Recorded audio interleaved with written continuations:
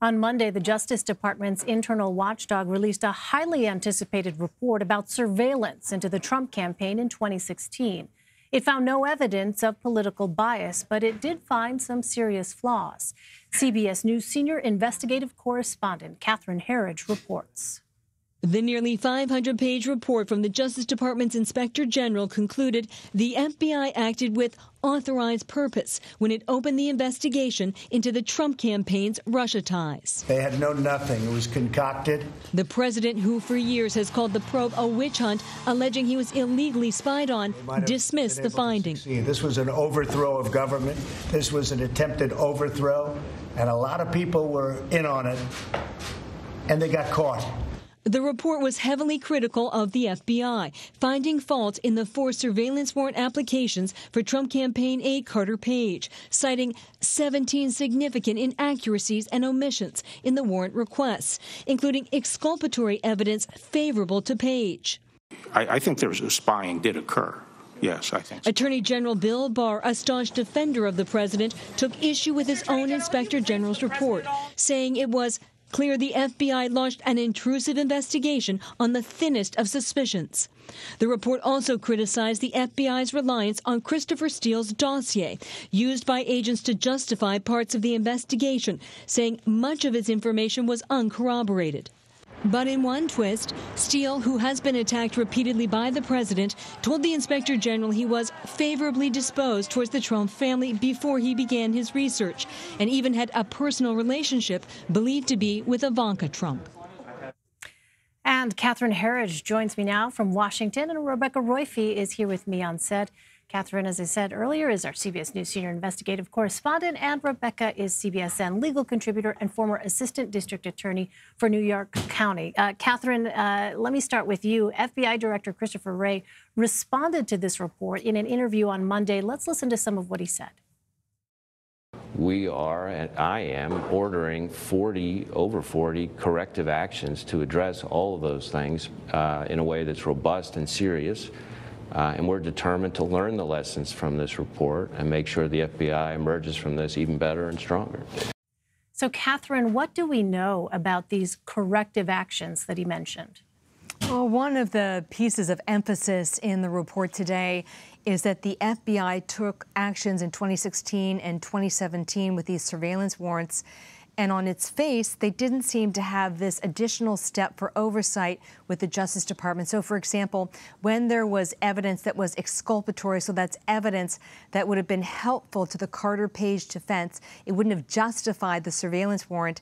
That information didn't trickle up to the Justice Department in a timely way.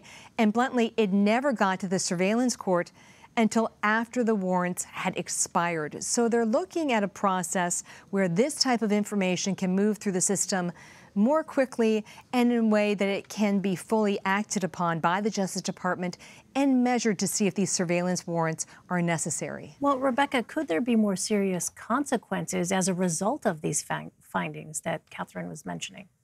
I don't think so. I mean, I think that there could be individuals who were disciplined for this, but I think the important takeaway from this is that we have these institutions. Institutions can be flawed, but not corrupt through and through. And that's what the bottom line of this IG report says is, look, there was no political bias. There was nothing wrong in the commencement of this investigation into the 2016 interference with our election and the Trump campaign's involvement. There was nothing wrong with it. That was all proper. There was nothing wrong with the decision to go get a warrant. But there were serious mistakes made in the process of getting that warrant. So this is exactly what our institutions should be doing, which is they should find faults with how they proceed and they should fix those faults. And that, again, it means our institutions are generally working. They're working as they're supposed to be working. Allegations that they're corrupt through and through are false. And instead, we need to focus on exactly these sorts of important checks and balances that make it such that we can address the flaws that are real. So, Catherine, it's not surprising that a lot of folks are reacting very strongly to this report. Who feels vindicated or exonerated by the findings?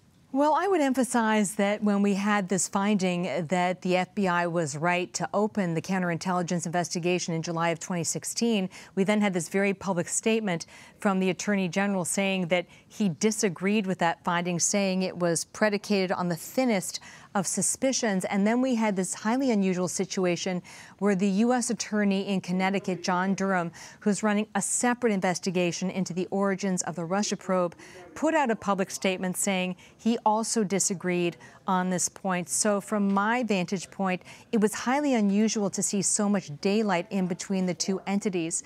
And then finally, on the mistakes that were made with the surveillance warrant applications for the Trump campaign aid, the Horowitz report is very clear in the language that it uses. It said it did not find evidence or have testimony from witnesses that showed that there was political bias in this situation. But it also says they didn't get good, reasonable explanations about why so many mistakes were made on something that was clearly so high profile and they knew would be subject to additional scrutiny. Rebecca, I want to ask you, how significant is it, going back to this notion of a disagreement here, where you have an attorney general very much not agreeing with the inspector general and what was found there? I mean, how significant is that? I think it's very significant and disturbing. I think that to the extent that there are internal disagreements within the Department of Justice should sort those things out. I think, unfortunately, when things come out this way, it undermines the legitimacy of our institutions in the Department of Justice as a whole, and particularly John Durham's statement, because it is not done. Prosecutors do not come out in the middle of their investigations and say, this is what we found. That is so unusual. I mean, and it's essentially what Comey did, and he was highly criticized about with regard to Hillary Clinton's emails. So when and if a prosecutor ever does that, it should be in extreme situations and not run-of-the-mill ones, because it does exactly this, which is cast some doubt on whether or not there is some kind of political bias going on here on one part or another. And maybe the investigation will show that there are things that the inspector general got wrong. That's entirely possible, because John Durham has more power in subpoenaing than the inspector general does. But he should wait until his conclusions are done, and especially that he gave these. He came out with such vague accusations that it's not possible for us to go back and fact check and say, okay, well, what is it? What are the inconsistencies? Instead, he just said, I kind of disagree. And that's just strange and really, I think, inappropriate. What do you think, Rebecca, is sort of the broader effect here when you think about the institution that is the Department of Justice to have such a public disagreement played out in this way? Right. I mean, the Department of Justice has been under a great deal of strain in the last, 2 to 3 years. And so this is just both additional strain on the institutions and a reflection of the increasingly delicate state that the institution is in. I think that a lot of people are jumping out on either side and saying, see, my side is right, see, my side is right. And that's a partisan debate that is inappropriate and shouldn't be drawn into this institution unless absolutely necessary. And part of the way that we avoid it is we go through procedures and process. And I know it sounds just kind of like checking boxes, but it's not. Those procedures and processes are there to protect the legitimacy and reputation of the Department of Justice as neutral. Yeah, and you have to wonder what the effect is on public opinion in those institutions, how it is that those are viewed when you see these kinds of public disagreements playing out in this way. Catherine, Inspector General Michael Horowitz will testify in a public hearing on Wednesday. What do lawmakers want to hear from him?